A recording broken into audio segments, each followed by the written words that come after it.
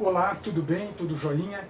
Vamos à nossa aula de algoritmos, lógica de programação, baseada no capítulo 4 do livro de algoritmos, nossa base de trabalho. Vamos falar hoje de tomadas de decisão.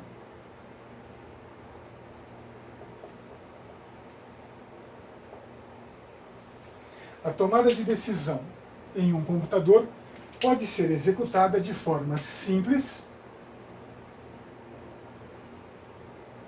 ou composta. Tomar uma decisão significa fazer uma escolha a partir de alguma situação em avaliação, a qual a gente chama de condição. Uma condição, computacionalmente falando, pode resultar dois resultados. A condição pode ser falsa, se ela não for atendida, ou verdadeira, se ela for atendida. Para realizar a definição de uma condição, a gente precisa trabalhar com dois elementos, que podem ser variáveis versus variáveis, ou pode ser variáveis versus constantes. Esta relação é conseguida a partir da implementação dos que nós chamamos operadores relacionais.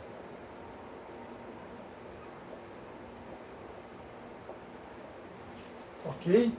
Se quiser fazer uma pausa no vídeo, por favor, dê uma pausa, faça a anotação que eu estou indicando, que eu vou apagar para dar continuidade.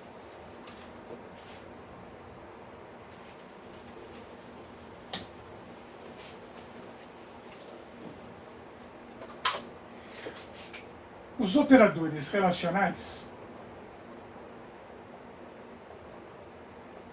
do ponto de vista computacional, são representados pelo símbolo de igualdade, maior que, menor que, maior ou igual a, menor ou igual a e diferente de. Perceba que estes três últimos aqui fazem referências aos símbolos matematicamente conhecidos como estes três. Mas esta forma visual a gente não usa na computação. O significado destes símbolos são igual a, maior que, menor que, maior ou igual a, menor ou igual a, e por último, diferente de. A partir do uso destes operadores relacionais, é possível definir as seguintes relações condicionais. Por exemplo, eu posso perguntar se A é igual a B. Neste caso, será verdadeiro se o valor de A for exatamente igual ao valor de B, caso contrário, será falso.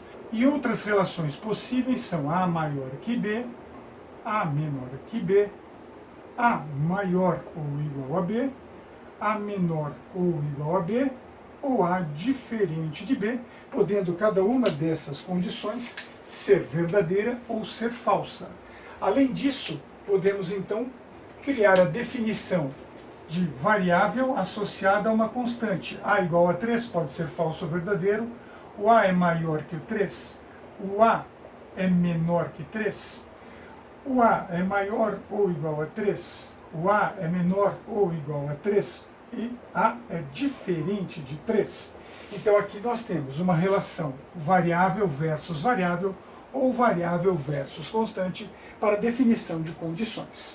Se for o caso, dê uma pausa no vídeo e faça suas anotações.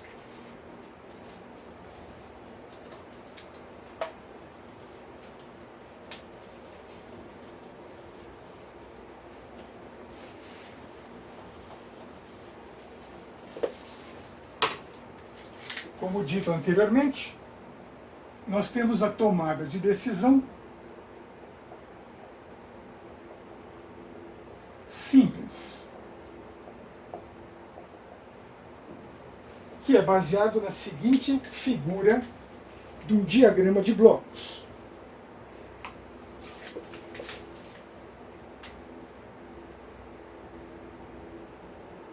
Observe esta seta na cor laranja. O símbolo de decisão, representado matematicamente por um losango.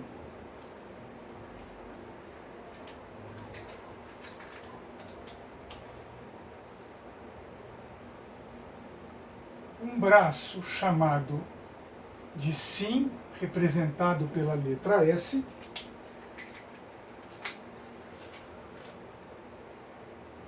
Ao qual executará uma certa ação caso a condição definida dentro da decisão seja verdadeira.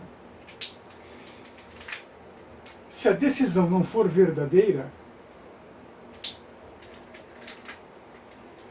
nada será executado.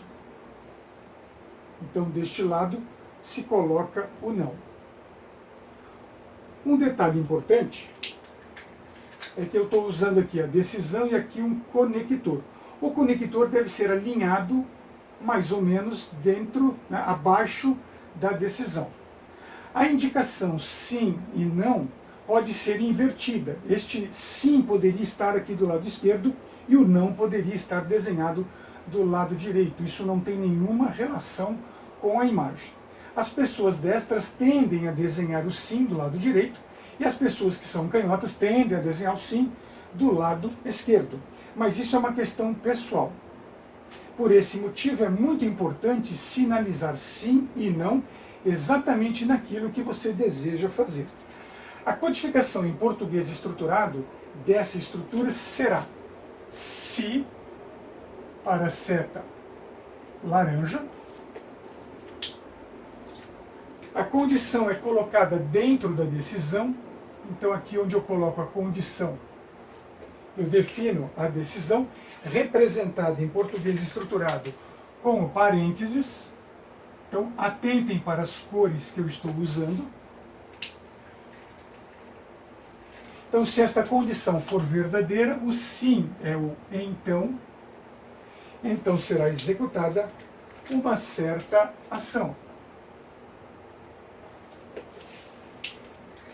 Ao término desta operação, executa-se o comando fim-se, fim_se. Então, se a condição é verdadeira, o desvio operacional vem para esta área, executa a ação, vem para o conector e segue à frente. Se a condição for falsa, não ocorre esse desvio para o lado do sim, o desvio é feito para o lado do não, que nada executa, vem até o conector e dá continuidade ao fluxo do programa. Se for o caso, faça uma pausa, porque em seguida eu vou demonstrar tomada de decisão composta.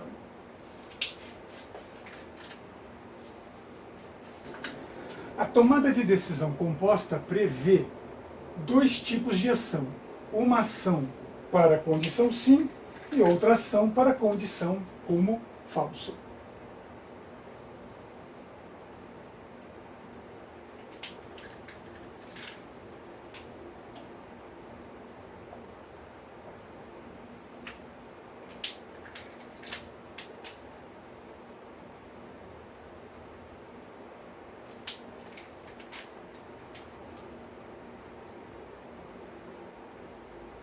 Então aqui, se a condição for verdadeira, será executada a ação para condição verdadeira.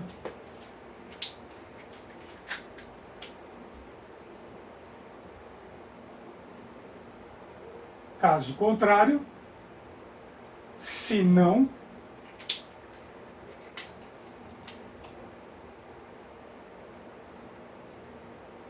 será executada a ação para condição falsa.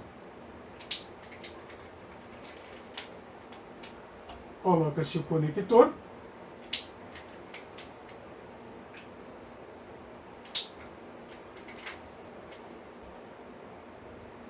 Fecha-se a tomada de decisão. E veja ao lado a codificação em português estruturado para esta estrutura. se o símbolo de decisão representado pelo parênteses. Então, se esta condição for verdadeira, então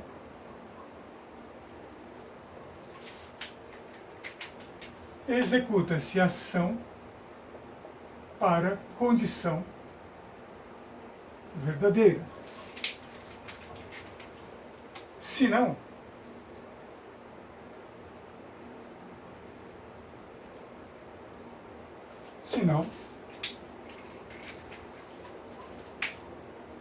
executa-se a ação para condição falsa.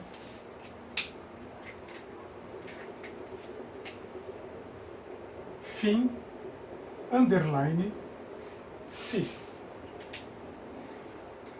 Observe que, na forma estrita, sempre a primeira condição, aquilo que vem, a ação, sempre que a condição for verdadeira, a ação definida após o se é a ação para a condição verdadeira. Caso essa condição não seja verdadeira, a sua ação será aquela que está posicionada após o se não, no caso de uma tomada de decisão composta. O desenho poderá ser invertido. Eu posso ter o sim do lado esquerdo e o não do lado direito. Ok? Se precisar, faça uma pausa no vídeo, porque eu vou dar continuidade ao assunto.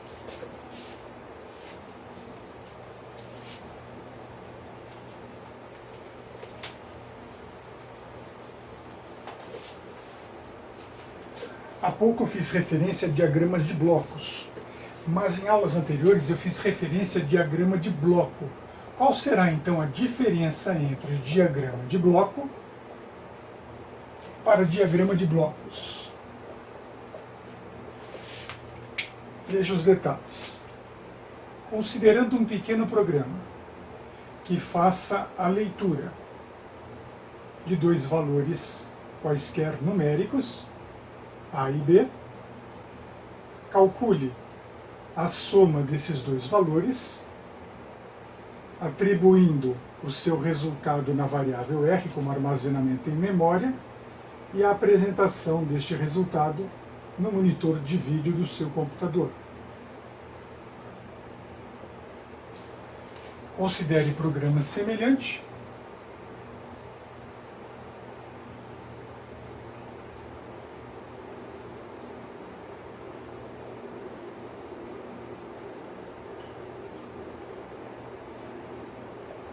Com a entrada de A e B, a soma de A e B atribuída em R e a apresentação do valor de R somente se R for maior que 10. Se sim, mostra o resultado R, se não, não efetua nenhuma ação.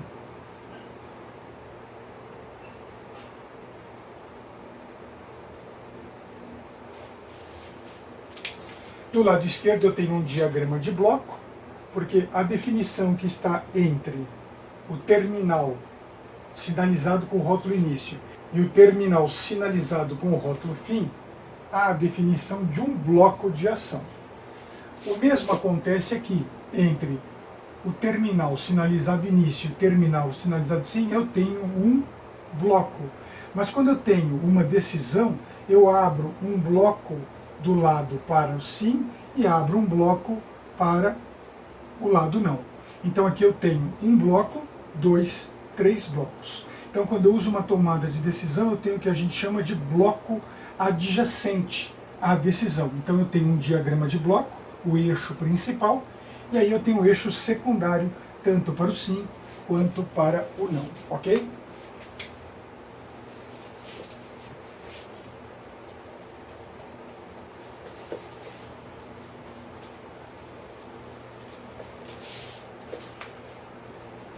Além da tomada de decisão simples ou composta, existe a tomada de decisão por seleção. que possui a seguinte estrutura gráfica.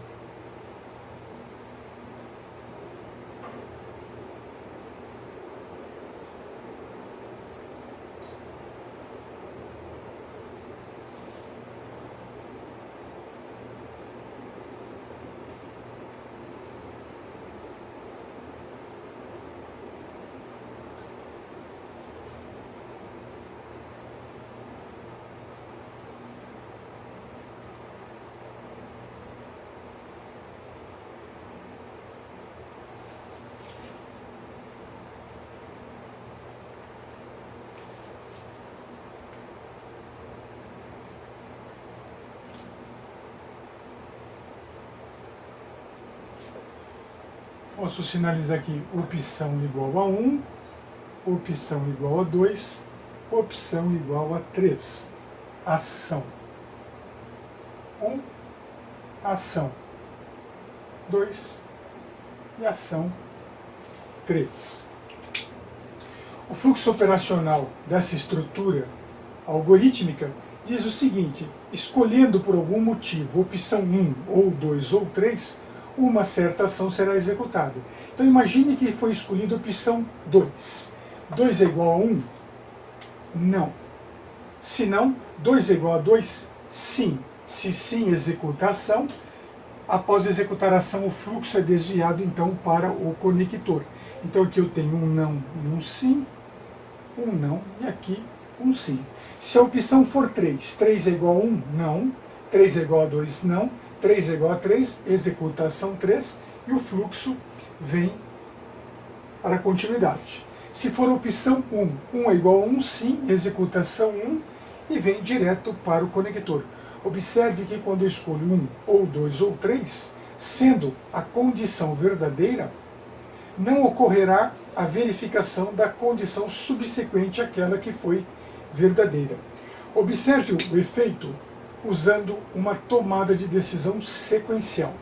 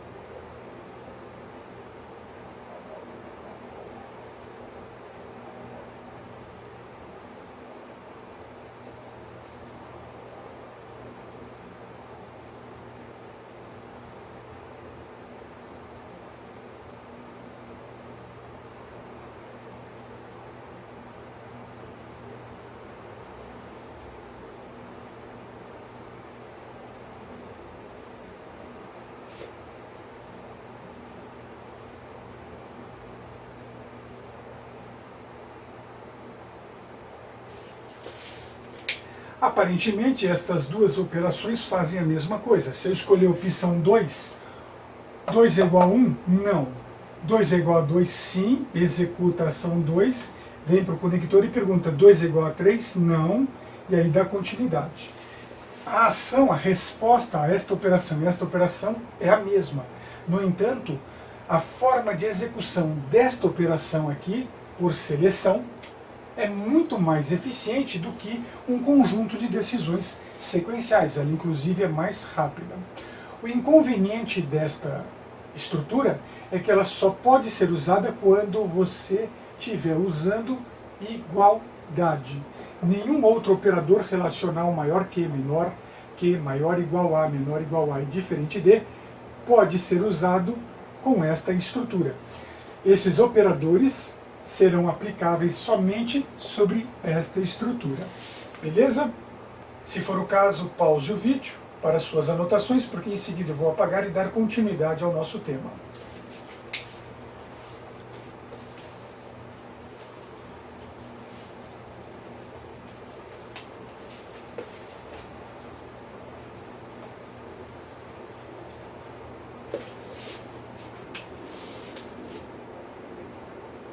O trabalho de tomada de decisão usa-se condição Condição é definida a partir da relação de variável versus variável ou variável versus constante com o operador relacional.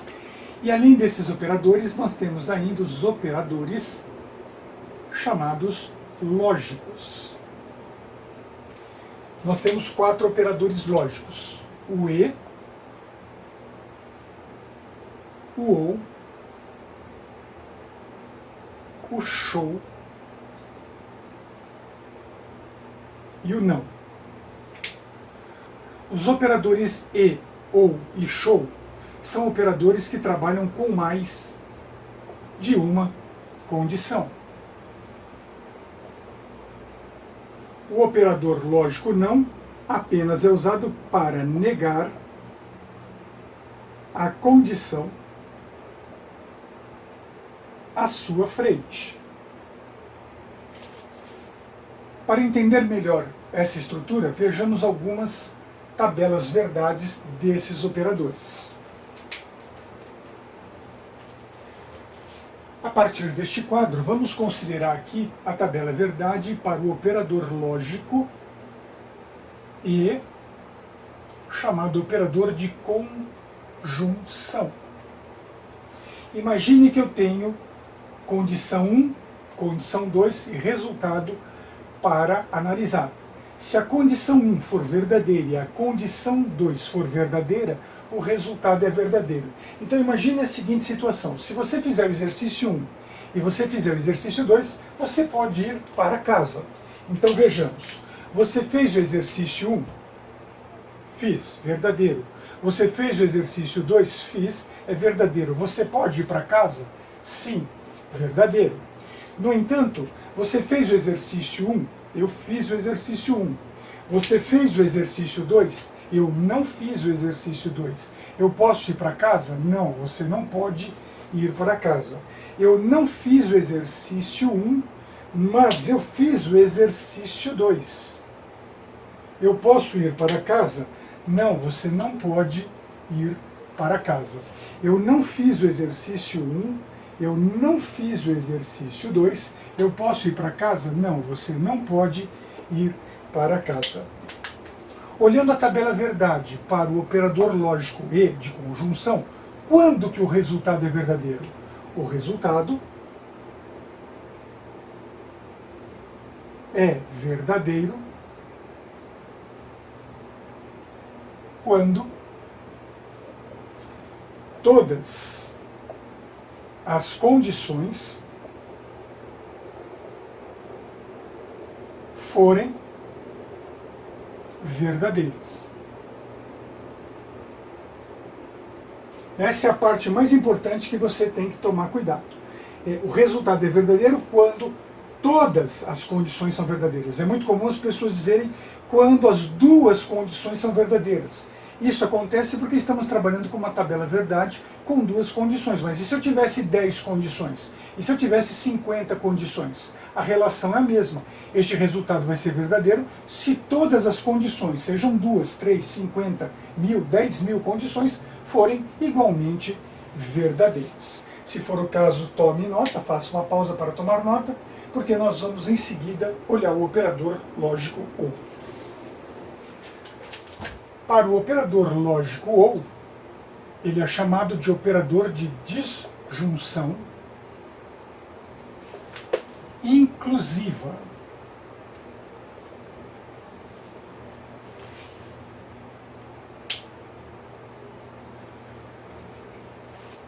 Se fizer o exercício 1 ou se fizer o exercício 2, você pode ir para casa. Você fez o exercício 1? Sim. Você fez o exercício 2? Sim. Você pode ir para casa? Sim. Você fez o exercício 1? Sim. Você fez o exercício 2? Não. Você pode ir para casa? Sim. Porque basta que eu faça o exercício 1 ou o exercício 2. Você fez o exercício 1? Não, eu não fiz o exercício 1. Mas eu fiz o exercício 2. Posso ir para casa? Sim, eu posso ir para casa. Você não fez o exercício 1. Você não fez o exercício 2. Você pode ir para casa? Não, eu não posso ir para casa. Olhando essa tabela verdade, o que podemos então analisar a respeito dela? Por exemplo, o resultado é verdadeiro quando pelo menos uma das condições é verdadeira. Uma sendo verdadeira, o resultado é verdadeiro. Não importa se as duas são verdadeiras. Então aqui o resultado é verdadeiro quando uma das condições é verdadeira. Se for o caso, faça uma pausa no vídeo e anote esta explicação, porque em seguida eu vou explicar sobre o operador show. O operador lógico show é chamado de operador de disjunção exclusivo. E aqui o resultado somente será verdadeiro se apenas uma do conjunto de condições, uma condição do conjunto de condições for verdadeira. Então você poderá ir para casa se você fizer ou o exercício 1 ou o exercício 2. Você fez o exercício 1? Eu fiz o exercício 1. Você fez o exercício 2? Eu fiz o exercício 2. Você pode ir para casa? Não, você não pode, porque você não respeitou um ou o outro exclusivamente, ou um ou o outro. Você fez o exercício 1? Não, eu não fiz o exercício 1.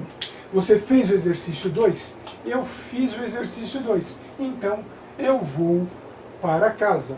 Você fez o exercício 1? Eu fiz o exercício 1. Agora, você fez o exercício 2? Não, eu não fiz o exercício 2. Eu posso ir para casa? Sim, você pode ir para casa, porque era para você fazer o exercício 1 ou o exercício 2. Ou 1 ou o 2. Você fez o exercício 1? Não, eu não fiz. Você fez o exercício 2? Também não fiz. Você pode ir para casa? Não, você não pode ir para casa. Olhando esta tabela, qual a análise podemos entender? É que o resultado é verdadeiro quando apenas uma das condições é verdadeira. Ok? Então, se for o caso, pause o vídeo, porque na sequência eu vou explicar o operador lógico não.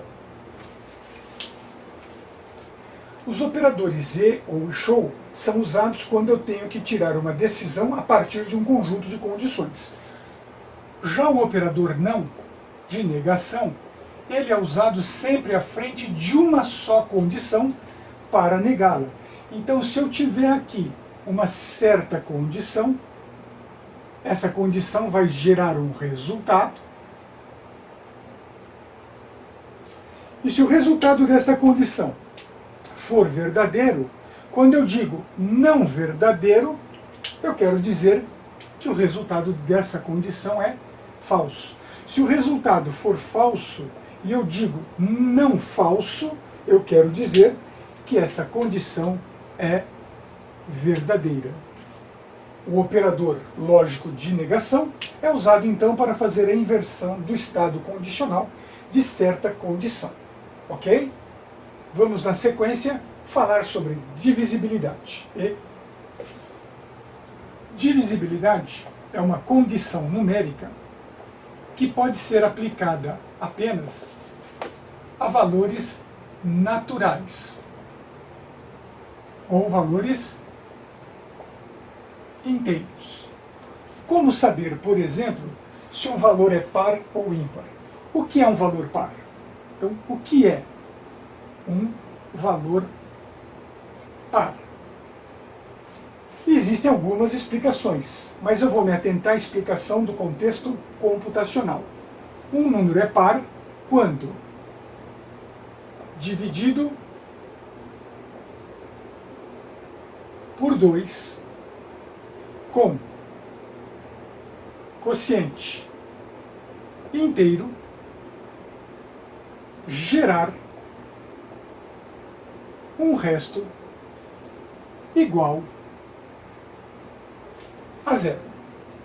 Se for o caso, tome nota desta definição e vamos a uma explicação na sequência. Considerando o número 5 dividido por 2, se eu pego 5 e divido por 2, eu tenho 2. 2 vezes 2 é 4. Ou seja, quantas vezes o número 2 cabe dentro do número 5? 2 vezes. 5 menos 4 deu 1. Veja, estou falando sobre números naturais, números inteiros. Então eu não vou descer o zero e não vou colocar a vírgula para continuar a operação. Eu tenho então o meu dividendo, eu tenho o meu divisor, eu tenho o meu quociente e eu tenho então o meu resto. Peguei um número, dividi por 2. Quociente é inteiro e o resto não é igual a zero, então esse número não é par, consequentemente ele é ímpar.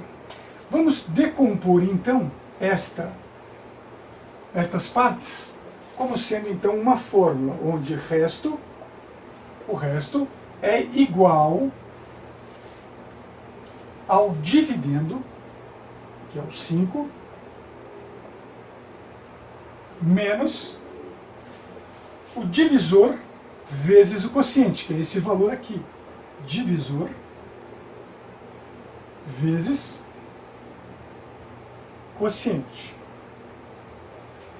E vamos passar esta operação para a forma computacional. Então, o resto é atribuído ao dividendo menos o divisor vezes, e para determinar o quociente eu preciso pegar o dividendo e dividi-lo de forma inteira pelo divisor. Então eu dividendo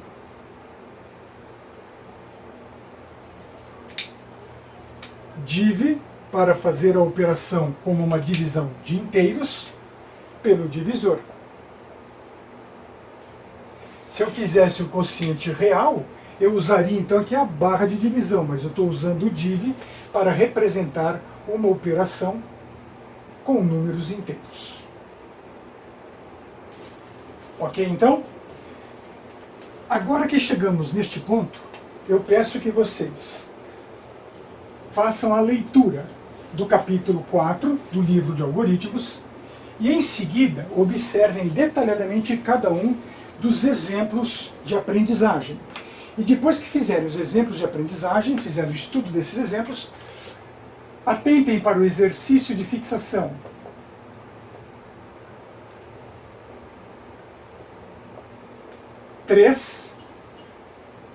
A, C, F e J. E nas próximas aulas eu faço a correção desses exercícios. Até mais, um grande abraço.